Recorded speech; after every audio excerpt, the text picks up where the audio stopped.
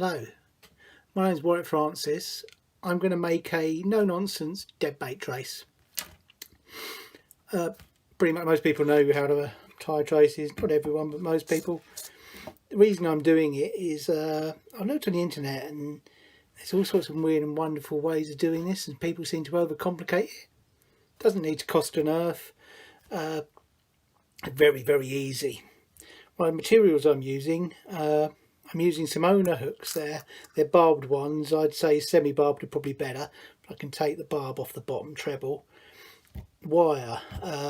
That's a Manson's multi-strand 7-strand stainless steel trolling wire. £30, 600 feet. Costs about £25.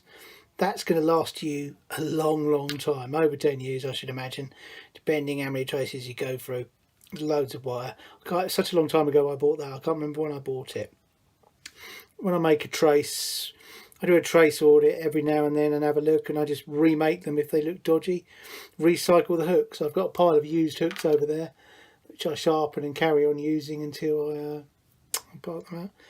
Anyway, I'll stop waffling and make the trace. Right, here's the wire. 18 inches for a dead bait trace. I'd say is about right, but it doesn't. I mean, I use up traces basically on all rigs now, so you could use shorter if you wanted. Crimps I'm using, these are Drenham crimps. Well, they're probably not actually, because I purchased a load of cheaper ones on eBay. I crimp. Some people twist. Twisting doesn't really work for me. I find this quicker. I've never had a crimp go. Right, I'll just go. There's two types of sizes of crimp in there. Now, on the larger ones I go through twice, the smaller ones I go through once.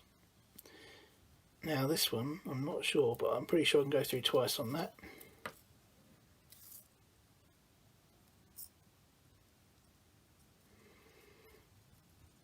I'll try and be as frugal as possible for wire. Now I've gone through once, see the wire, and then I'll just tighten that loop down. Just leave it so it sticks out a little bit. Pull that down. I like a little bit of articulation there. It doesn't do any harm.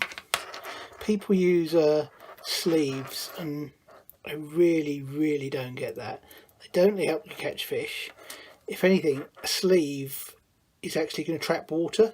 Your trace is going to go rusty and you're not going to see it. So I actually believe they could actually cost you fish. I don't think it matters which teeth on these crimping pliers you use. That's going to go nowhere. I don't even need to trim anything off the way I've done that. Right, second treble.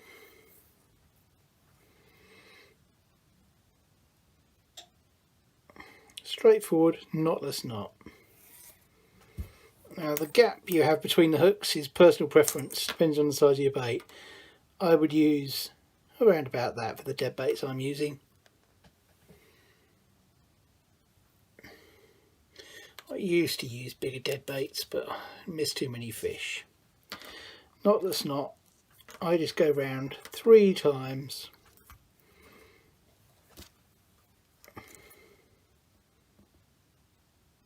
Through the eye. When you're tightening this up, make sure it doesn't kink. A little press there. There you go. As I said, the one thing I'll do on this one is, because there's barbs, always take the bottom barbs off. There's absolutely no need to have barbs on the bottom. It just takes you longer. You can't help it, whatever you do. Every now and then one of those will go into a gut. And if you're using a barbless hook, it will take you a matter of seconds to get it out. Now, if you use a barbed hook, which I have done, sometimes I've blamed losing fish on using barbless hooks, and it just takes longer. It's fiddly. You can get them out.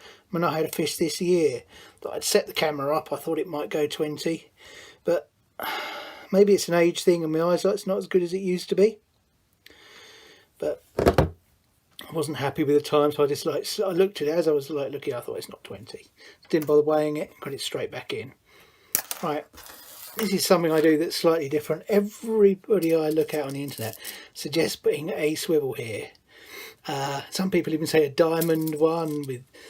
It's absolutely no point in that at all the way I do this. Now what you can do, and I only do this on live bait traces, is I do put a sleeve over there, and I'll show you why in a minute. This, I'll take it straight off here afterwards. I don't need it on a dead bait trace. This is actually when the smaller crimps come in a bit handy, because they will go over, the sleeve will go over a smaller crimp slightly easier.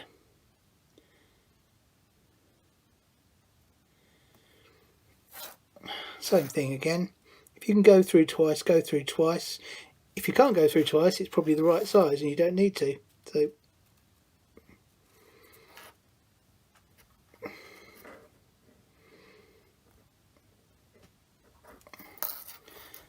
turn that down again.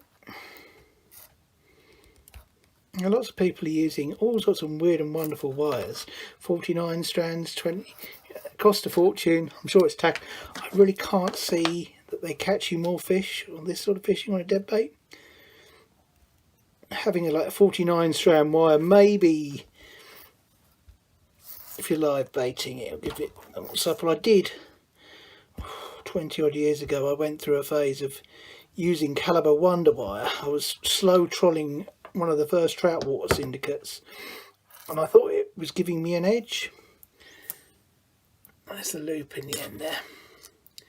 But then there was two anglers on in that syndicate who used to use Mitchell 300s, 1.5 pound test curve rods, the most brutal of tactics, and they went on to catch countless 20 and 30 pound fish, to fish over 30 pounds. They did better than the rest of us. They didn't even have fish finders in those days.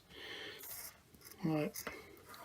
Now, you can see I've got a sleeve on there. The only reason that sleeve is on there is some of these swivels. I think I get these from Gardner. Now, I would keep the swivel on tied to your line. It doesn't need to go on here. So when you connect the trace, you can put it on like this. Or if you've got a normal swivel, just have a normal clip. Normal clip goes on there. You don't need this sleeve. That gives you more articulation, which I think comes in handy. Pike are a bit more cunning than we think they are. Looking at some of this underwater footage, sit there analysing baits. Right, so that's on my line, and all I do is I just tighten that up. Now, one of the weakest links, people prattle on about all sorts of things. Clips are my bane, and a lot of anglers I know. Clips have got a nasty habit of opening up. They become weak. I've never ever had one of those go. But as I said before, I use a normal swivel with a clip, a strong clip, on my normal traces. But that comes in really handy for live baiting, because it will, the rig, I'll do another video. I've got a couple of rigs I do. The live bait helicopter rig, you have to use that. It wouldn't work with another way of making a trace. But that's the finished trace. So I'm saying, people are using titanium with split rings. I don't see the point at all. Costs a fortune, pain in the to make. The trace is a lot heavier, a lot thicker, and you put split rings. The time it takes you to change the hooks is probably, I bet I could make a trace a damn sight quicker than that. Traces take me no time at all to make. There you go.